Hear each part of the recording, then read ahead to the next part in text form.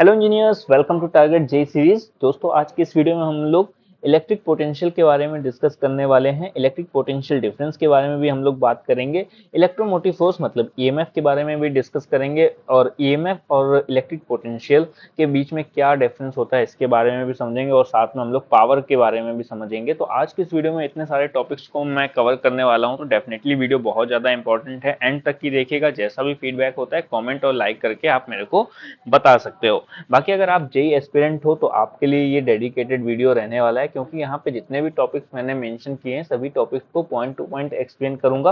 अगर आप डिप्लोमा या आईटीआई के स्टूडेंट हो तो भी आपके लिए वीडियो बेनिफिट रहने वाला है, क्योंकि यहाँ पे आपको सब जो टॉपिक्स हैं उनका क्लियर कट ओवरऑल व्यू आपको मिल जाएगा। साथ में आप नोट्स प्रिपरेशन भी यहाँ से कर सकते हो। तो चलिएगा वीडियो की तरफ आगे बढ़ते हैं और सबसे पहले समझ लेते हैं हम लोग अपने आज के टॉपिक इलेक्ट्रिक पोटेंशियल के बारे में। राइट, तो इलेक्ट्रिक पोटेंशियल क्या होता है जरा इसको समझते हैं। पहले डेफिनेशन आपको मैं पढ़ के बता देता हूँ, फिर इसको अच्छे से एक्सप्लेन कर देता हूँ प्रैक्टिकल एग्जांपल के साथ में।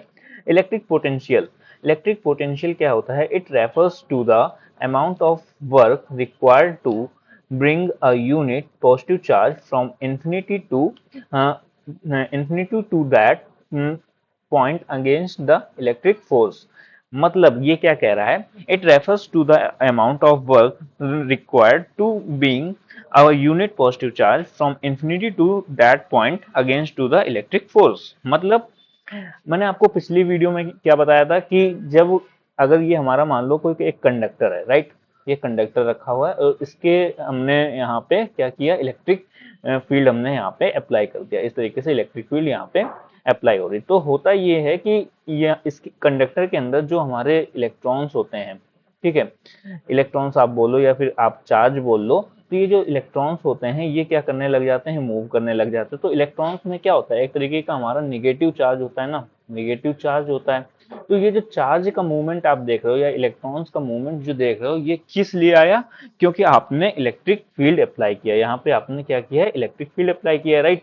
इसी वजह से आपका यहाँ पे चार्ज का मूवमेंट या फिर आप कह सकते हो कि इलेक्ट्रॉन्स का मूवमेंट हुआ। अब ये जो आपका इलेक्ट्रॉन का मूवमेंट हुआ तो आप देखोगे कि ये वाला इलेक्ट्रॉन कहाँ है, यहाँ पे मान लो एक टाइम के बाद में आ जाएगा। तो ये वाला इलेक्ट्रॉन यहाँ से चल करके यहाँ पर आया। इस इलेक्ट्रॉन को यहाँ से यहाँ तक आने के लिए कुछ ना कुछ एनर्जी हमने दी होगी, तभी तो ये इलेक्ट्रॉन यहाँ से यहाँ तक की ए प्लेस से बी प्लेस में आया है ना। बिना एनर्जी दिए या फिर बिना किसी तरीके का फोर्स अप्लाई किए ये इलेक्ट्रॉन यहाँ से यहाँ तक तो आ नहीं सकता। तो ये जो हमने फोर्स अप्लाई किया जिस वजह से ये इलेक्ट्रॉन एक प्लेस से यहाँ तक की आ गया, इसी फोर्स को हम लोग क्या कहते हैं, इलेक्ट्रिक पोटेंशियल कहते हैं।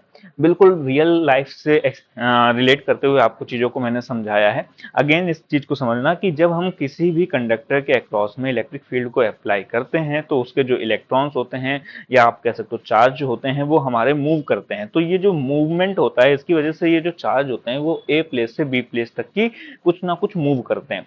अब ये जो ए प्लेस से बी प्लेस तक की जा रहे हैं ये किस वजह से जा रहे हैं? क्योंकि इनके ऊपर किसी तरीके का एक फोर्स अप्लाई हुआ है, यहाँ से धक्का लगाया गया होगा, फोर्स अप्लाई किया गया होगा, तभी ये इलेक्ट्रॉन यहाँ से यहाँ तक की गया। तो ये जो फोर्स मैंने अप्लाई किया इसी को हम लोग क्या कहते हैं, इलेक्ट्रिक पोटेंशियल कहते हैं। अब फिर से एक बार डेफिनेशन पढ़ता हूँ, सभी चीजें आपको क्लियर हो जाएंगी। It refers to the amount of the work like the force. ठीक है, वर्क आपने क्या किया है, एक तरीके का फोर्स अप्लाई किया है या फिर इलेक्ट्रॉन पे आपने क्या किया, एक वर्क किया है।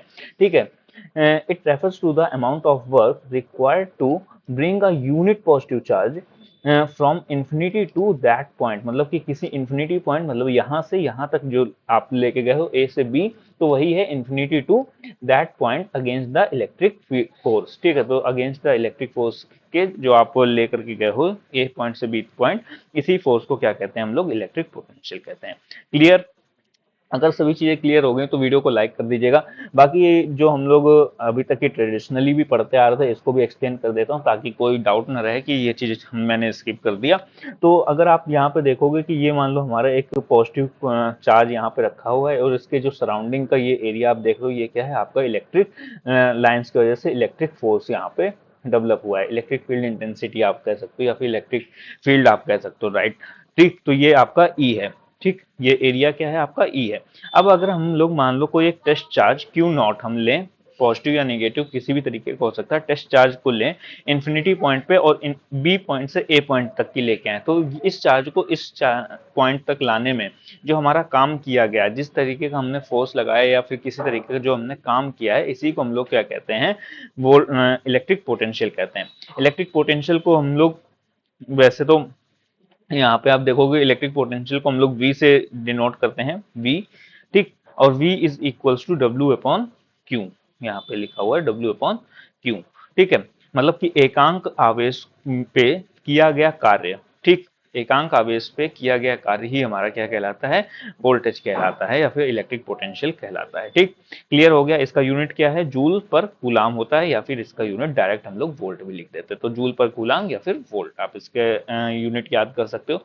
अभी समझ लेते हैं कि इलेक्ट्रिक पोटेंशियल क्या होता है।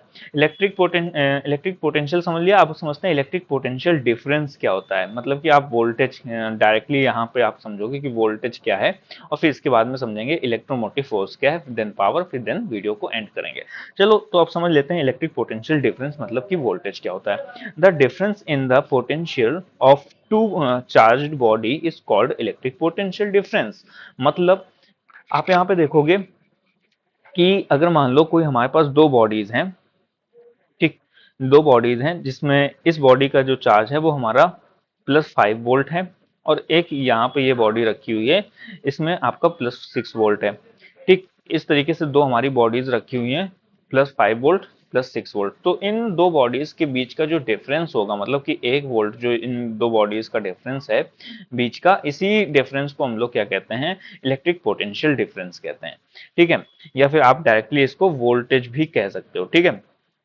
तो आपने कई बार देखा होगा कि कोई मान लो हमारे पास बैटरी रखी हुई है, प्लस टर्मिनल और माइनस टर्मिनल, इस तरीके से कोई हमारे पास मान लो बैटरी रखी हुई है, तो हम लोग कहते हैं कि ये 6 वोल्ट की बैटरी है, 9 वोल्ट की बैटरी, 12 वोल्ट की बैटरी है। तो उसका क्या मतलब होता है कि ये पॉजिटिव टर्मिनल और निगेटिव टर्मिनल के बीच का क्या डिफरेंस है। पॉजिटिव टर्मिनल की जो हमारी प्लेट है उसमें कुछ और हमारा वोल्ट होगा, उस बॉडी में कुछ ना कुछ हमारा वोल्टेज होगा, और निगेटिव वाली बॉडी में कुछ ना कुछ वोल्टेज होगा। तो इन दोनों वोल्टेज के बीच का जो डिफरेंस होगा उसी को हम लोग क्या कहते हैं कि ये इतनी वोल्ट की बैटरी है, मतलब कि इन दोनों प्लेट के बीच का डिफरेंस इतना है, 6 वोल्ट है, 9 वोल्ट है, 12 वोल्ट है, अकॉर्डिंग टू बैटरीज ये बदलता रहता है, ठीक है। तो इलेक्ट्रिक पोटेंशियल डिफरेंस समझ में आ गया, क्लियर, ऑल क्लियर, ठीक है। तो the difference in the potential of two charge bodies is called potential difference, ठीक। तो V is equals to VA minus VB, again इसका यूनिट क्या है, वोल्ट होता है। अब यहाँ पे समझते हैं इलेक्ट्रोमोटिव फोर्स क्या होता है, मतलब कि EMF क्या होता है। देखो इलेक्ट्रोमोटिव फोर्स क्या होता है, maximum potential difference in the absence of load that is when no current is flowing through the circuit, ठीक है। मतलब ये क्या कह रहा है, देखो यहाँ पे थोड़ा सा अपने रियल वर्ल्ड से आपको कनेक्ट करके बताता हूँ। मान लो ये हमारे पास में एक बैटरी है, थोड़ा सा टाइम लगेगा पर आपको आज बिल्कुल क्लियर हो जाएगा। ये हमारे पास में कोई एक बैटरी है, प्लस टर्मिनल निगेटिव टर्मिनल, और ये हमारा एक लोड रखा हुआ है, मान लीजिए बल्ब रखा हुआ है, राइट, इस तरीके से बल्ब रखा है, और इस तरीके से हमने इसमें ऐसे कनेक्शन को जोड़ दिया, ठीक। अब हम क्या करते हैं, एक वोल्ट मीटर लेकर के आते हैं, एक वोल्ट मीटर लेकर के आते हैं, और यहाँ पे इस तरीके से ऐसे कनेक्ट करके देखते हैं। तो ये जो वोल्ट मीटर हमने यहाँ पे कनेक्ट किया, ठीक, तो ये वोल्ट मीटर क्या हमें रीडिंग देगा, वोल्टेज बताएगा। ये वोल्ट मीटर हमें क्या रीडिंग दे रहा है, ये जो वोल्ट मीटर है ये हमें वोल्टेज बता रहा है, वोल्टेज बता रहा है, राइट। हमेशा आपको ये वोल्टेज बताएगा। अब अगर हम क्या करें कि यहां से इस सर्किट को हम लोग ब्रेक कर दें, मतलब समझना कि ये हमारा मान लो अगेन मैं इसी सर्किट को यहाँ पे अगेन ड्रॉ कर देता हूँ। इस तरीके से ये बैटरी रखी थी हमारी, और ये हमारा पॉजिटिव टर्मिनल था, ये हमारा नेगेटिव टर्मिनल था, ये हमारा यहाँ पे ये लैंप रखा हुआ है, ठीक। अब हमने क्या किया कि इस सर्किट को, लैंप को यहाँ से ब्रेक कर दिया, मतलब इस तरीके यहाँ से हटा दिया। तो ये जो हमारा बैटरी होगी वो कुछ इस तरीके से हमारे सर्किट बन रहा होगा, इस तरीके से सर्किट हमारा बन रहा होगा, ये हमारा ब्रेक सर्किट है। तो अब हम इसी वोल्ट मीटर को लेकर के आए और अगेन हम यहाँ पे इसके कनेक्ट कर दें, ठीक, इस तरीके से कनेक्ट कर दे। तो ये अब क्या बताएगा, ये हमें EMF बताएगा, क्या बताएगा, EMF बताएगा, ठीक। तो अगर हमारा सर्किट कंप्लीटेड है, मतलब कि बैटरी के साथ में किसी तरीके का लोड कनेक्ट है, एंड देन हम लोग क्या करते हैं, दोनों टर्मिनल के बीच का डिफरेंस को मेजर करते हैं, तो वो हमारा क्या होता है, वोल्टेज होता है। अगर हम लोगों का जो लोड है वो किसी भी तरीके का हमारी बैटरी से कनेक्ट नहीं है, और उस कंडीशन पे हम लोग वोल्टेज को मेजर करते हैं, तो वो हमारा क्या होता है, ईएमएफ होता है। क्लियर? All clear? ठीक है। तो हमेशा याद रखना कि जो हमारा ईएमएफ होगा वो हमेशा आपका वोल्टेज से ज्यादा होता है। ठीक है, अगर आप नॉर्मल कंडीशन पे देखोगे तो EMF always will be greater than voltage. Clear है? तो ईएमएफ को हम लोग हमेशा ओपन सर्किट में मेजर करते हैं। यहाँ पे एक पॉइंट नोट कर लेना कि ओपन सर्किट में हमेशा ईएमएफ को मेजर किया जाता है। उसी जगह अगर वोल्टेज की मैं बात करूँ तो वोल्टेज को हमेशा शॉर्ट सर्किट या फिर आप लोडेड सर्किट के कह सकते हो, लोडेड सर्किट पे आपका हमेशा ये मेजर किया जाता है। तो यहाँ से जो एग्जाम्पल मैंने आपको बताया, आई होप कि यहाँ से आपको क्लियर हो गया होगा। तो मैक्सिमम पोटेंशियल डिफरेंस, तो मैक्सिमम का आपको बताया ना कि मैक्सिमम क्यों होता है, क्योंकि यहाँ पे किसी तरीके का लोड तो जुड़ा नहीं है, किसी तरीके का वोल्टेज ड्रॉप वगैरह तो हो नहीं रहा है, तो मैक्सिमम ही होगा ना, जाहिर सी बात है। तो maximum potential difference in the absence of load, मतलब कि लोड नहीं लगा हुआ है, that when no current is flowing through the circuit. ठीक, क्लियर हो गया इलेक्ट्रिक पोटेंशियल डिफरेंस और इलेक्ट्रोमोटिव फोर्स भी आपका क्लियर हो गया। अब नाउ हम लोग अपने लास्ट टॉपिक पावर के बारे में समझ लेते हैं।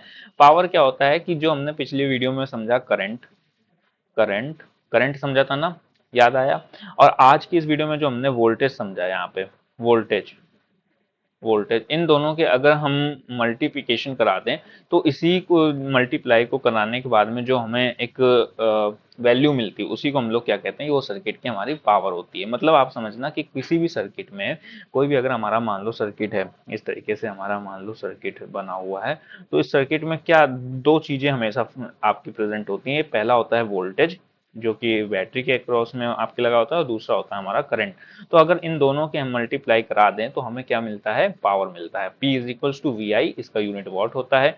ये हमारा एक स्केलर क्वांटिटी होती है, मतलब कि इसमें किसी भी तरीके की डायरेक्शन नहीं होती, ओनली मैग्नीट्यूड होता है। और आप यहाँ से V is equals to I R से भी आप इस अगर आप रखते हो, मतलब ओम्स लॉ को आप रखते हो, तो यहाँ पे आपको पावर के नए नए फॉर्मूला आपको देखने को मिल जाएंगे। मतलब कि P is equals to V I होता है। अब अगर V की वैल्यू को I टू R हम यहाँ पे पुट करें ओम्स लॉ के अकॉर्डिंग, तो आपको यहाँ पे देखने को मिलेगा कि P is equals to I square into R. ठीक है, इसी तरीके से अगर मैं इसको R को इधर भेज दूं तो I is equals to V upon R हो जाएगा, राइट? तो I की वैल्यू को हम यहाँ पे पुट कर देते हैं, तो I की वैल्यू को पुट करेंगे तो V अपॉन आर होगा, तो वी स्क्वायर अपॉन आर आपको यहाँ पे देखने को मिल जाएगा। तो पावर के हमारे तीन बेसिक फॉर्मूलाज क्या क्या होते हैं, P is equals to V into I, P is equals to V into I, P is equals to I square into R, और P is equals to V square upon R. तो as according demand हम लोग इस power के फॉर्मूले को use करते रहते हैं। तो ये था आज की वीडियो, और इस वीडियो में जो भी मैंने टॉपिक्स आपके लिए थे, आई होप कि आपको सभी चीजें मैंने क्लियर कर दी होंगी। फिर भी किसी तरीके का डाउट रहता है तो आप मेरे को कमेंट करके पूछ सकते हो। बाकी अगर रिलेटेड टॉपिक से आप क्विज लगाना चाहते हो, आप देखना चाहते हो कि जो भी जेई एग्जाम्स वगैरह होते हैं उनमें किस तरीके की क्विज मतलब क्वेश्चंस पूछे जाते हैं इस टॉपिक से, तो आप मेरी वेबसाइट पे विजिट कर सकते हो, इलेक्ट्रिकल जिंदगी। यहाँ पे आपको e books free of cost मिल जाती हैं। आईटीआई, डिप्लोमा, बीटेक, आप किसी भी लेवल पे हो, आपको यहाँ पे फ्री ऑफ कॉस्ट बुक्स देखने को मिल जाएंगी, डिजी नोट्स देखने को मिल जाएंगे, हैंड नोट्स मिल जाएंगे,